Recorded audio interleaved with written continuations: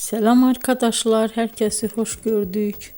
Bugün sizler için sevilen oyuncularımız Birce Akalay ve İbrahim Çelikkol'dan güzel sempatik fotolar hazırladık. Birce Akalay yer gök aşk, hayat bazen tatlıdır, siyah beyaz aşk bu kimi dizilerde rol almış ve herkes tarafından çok beğenilmiştir. Biz de sizler için onların sempatik karelerini hazırladık.